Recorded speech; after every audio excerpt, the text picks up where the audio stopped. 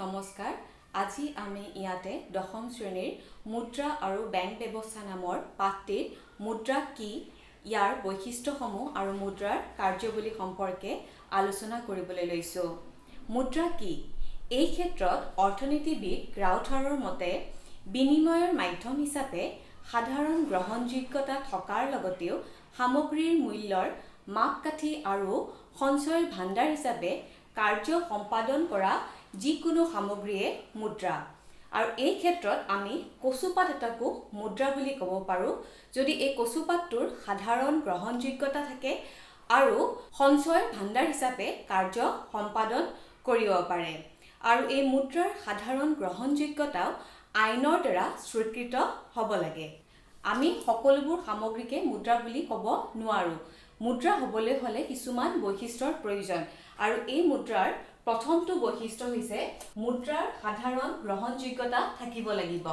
অৰ্থাৎ মুদ্ৰাৰ সাধাৰণ গ্ৰহণযোগ্যতা নাথাকিলে ই বিনিময়ৰ মাধ্যম হ'ব নোৱাৰে। আৰু এই বাকী সকলো বৈশিষ্ট্যতকৈ মুদ্ৰাৰ সাধাৰণ গ্ৰহণযোগ্যতা থকাটো আটাইতকৈ গুৰুত্বপূৰ্ণ বৈশিষ্ট্য। দ্বিতীয়টো হৈছে মুদ্ৰাৰ চিনাক্তকৰণ সহজ হ'ব লাগিব। অৰ্থাৎ এই মুদ্ৰা সকলো সামগ্ৰীতকৈ বেলেগ হ'ব লাগিব। মুদ্ৰা যদি চিনাক্তকৰণ সহজ নহয়, তেনেহ'লে ই আমাৰ লেনদেন কৰাত, অৰ্থাৎ বয় বস্তু বিক্ৰী কৰিবলৈ যোৱা বা কিনিব যোৱাৰ সময়ত বিভিন্ন সমস্যাৰ সৃষ্টি কৰিব পাৰে। ঠিক সেইদৰে তৃতীয়টো হ'ল মুদ্ৰা সহজে নষ্ট হৈ যোৱা সামগ্ৰী হ'ব নোৱাৰে। এতিয়া এনে কিছুমান বস্তু আছে যেনে মাছ, মাংস, ফল মূল আদি, এইবোৰ আমি বেছি দিনলৈ ৰাখি থ'ব নোৱাৰোঁ, এইবোৰ সোনকালে নষ্ট হৈ যায়। গতিকে মুদ্ৰা সঞ্চয় ভাণ্ডাৰ হ'ব লাগিলে ই বেছি দিনলৈ টিকি থাকিব লাগিব। চতুৰ্থটো হৈছে মুদ্ৰা সমজাতীয় বা পূৰ্ণ সাদৃশ্যযুক্ত হ'ব লাগিব। এতিয়া ধৰি লোৱা 100 টকীয়া নোট এখন যদি ডাক টিকটটোৰ সমান হয় আৰু আন এখন 100 টকীয়া নোট যদি বাতৰি কাকতৰ সমান হয়, তেনেহ'লে এই 100 টকীয়া নোটখনেৰে আমি ব্যৱসায় বাণিজ্য কৰিবলৈ যাওঁতে বা লেনদেন কাৰ্য সমাধা কৰিবলৈ যাওঁতে বিভিন্ন অসুবিধাৰ সৃষ্টি কৰিব। গতিকে এই 100 টকীয়া নোটখন সমান আকৃতিৰ আৰু সকলো পিনৰ পৰা একেই হ'ব লাগিব। ঠিক সেইদৰে আন যিবোৰ নোট আছে সেই নোটসমূহো পূৰ্ণ সাদৃশ্যযুক্ত হ'ব লাগিব। পঞ্চমটো হৈছে মুদ্ৰাৰ তাৰল্য গুণ থাকিব লাগিব। এতিয়া প্ৰশ্ন আহে, তাৰল্য গুণনো কি? যিকোনো মুদ্ৰা সমমূল্যৰ সা সামগ্ৰীলৈ তৎক্ষণাৎ আৰু প্ৰত্যক্ষভাৱে ৰূপান্তৰিত হ'ব পাৰিলেই আমি মুদ্ৰাৰ তাৰল্য গুণ থকা বুলি কওঁ। এতিয়া বিনিময় প্ৰথাত সামগ্ৰীৰ তাৰল্য গুণ নাথাকে, কিয়নো বিনিময় প্ৰথাত সামগ্ৰী তৎক্ষণাৎ আৰু প্ৰত্যক্ষভাৱে আন সামগ্ৰীলৈ ৰূপান্তৰিত হ'লেও সেই সামগ্ৰী কিন্তু আমি সঞ্চয় কৰিব নোৱাৰোঁ। আনহাতে পৰিসম্পদ বুলি ক'লে, অৰ্থাৎ সোণ, ৰূপ বা ভূমি আদিৰ তাৰল্য গুণো মুদ্ৰাতকৈ কম, কিয়নো মুদ্ৰা তৎক্ষণাৎ আৰু প্ৰত্যক্ষভাৱে সামগ্ৰীলৈ ৰূপান্তৰ হ'ব পাৰে। কিন্তু এই সোণ, ৰূপ বা ভূমি আদি পৰিসম্পদসমূহ আমি প্ৰথমতে বিক্ৰী কৰিব লাগিব, আৰু বিক্ৰী কৰি পোৱা ধনেৰেহে আমি আন সামগ্ৰীসমূহ সংগ্ৰহ কৰিব পাৰোঁ। ষষ্ঠটো বৈশিষ্ট্য হৈছে মুদ্ৰা হস্তান্তৰযোগ্য হ'ব লাগিব। বৰ্তমান সময়ত ব্যৱসায় বাণিজ্যৰ পৰিসৰ বৃদ্ধি হ'বলৈ লৈছে, আৰু মুদ্ৰা যদি হস্তান্তৰযোগ্য নহয় তেনেহ'লে ব্যৱসায় বাণিজ্য কৰাত বহুতো সমস্যাৰ সৃষ্টি হ'ব পাৰে। আৰু এতিয়াতো মুদ্ৰা আৰু বেংকিং ব্যৱস্থাৰ সহায়ত প্ৰকৃত মুদ্ৰা হস্তান্তৰ নোহোৱাকৈও ব্যৱসায় বাণিজ্য কৰিব পৰা যায়, অৰ্থাৎ লেনদেন কাৰ্য কৰিব পৰা যায়।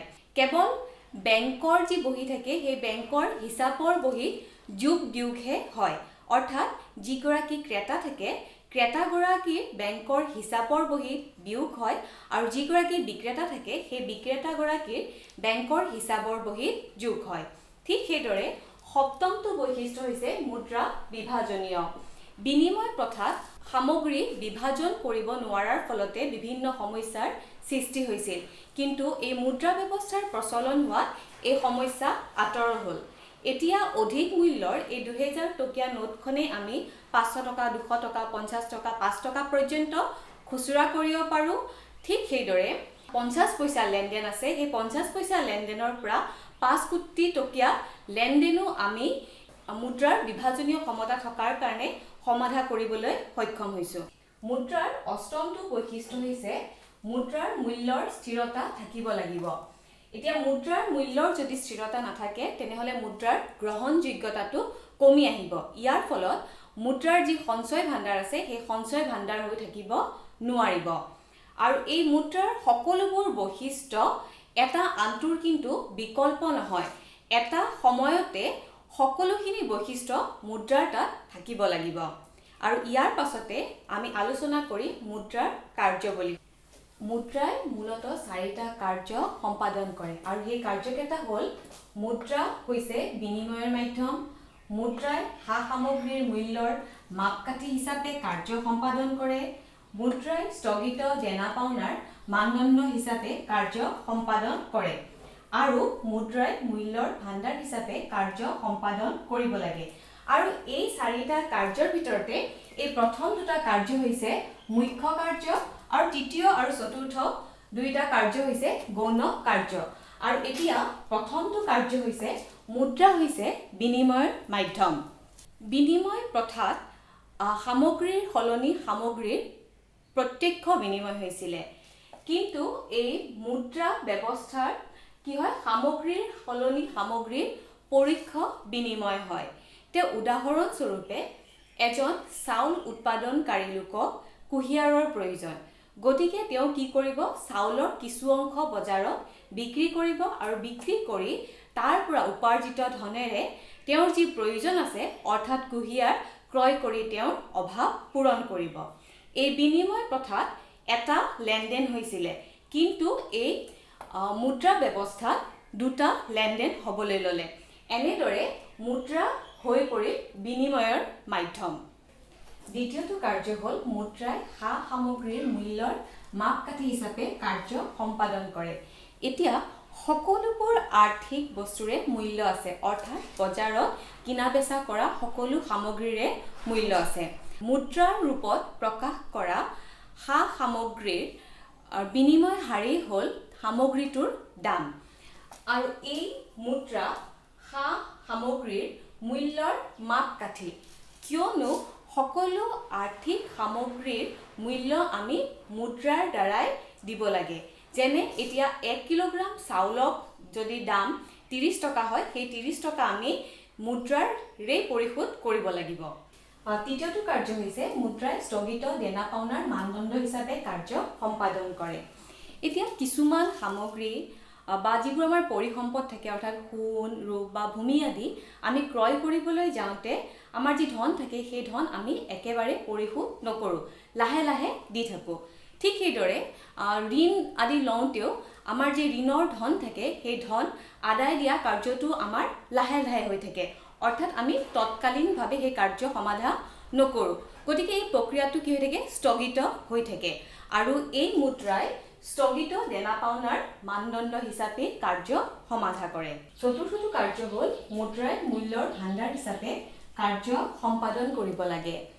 বিনিময় প্ৰথাত সামগ্ৰী সঞ্চয় কৰিব পৰা নগৈছিল, কিয়নো বিনিময় প্ৰথাত এনে কিছুমান সামগ্ৰী আছে যেনে মাছ, মাংস, ফল মূল, শাক পাচলি আদি এইবোৰ সোনকালে নষ্ট হৈ যায়, এইবোৰ আমি সঞ্চয় কৰিব নোৱাৰোঁ। কিন্তু মুদ্ৰা ব্যৱস্থাত আমি মুদ্ৰা সঞ্চয় কৰিব পাৰোঁ, অৰ্থাৎ প্ৰয়োজন হ'লে তেতিয়া আমি এই সঞ্চিত মুদ্ৰাৰ সহায়ত সামগ্ৰী ক্ৰয় কৰি আমাৰ অভাৱ পূৰ কৰিব পাৰোঁ।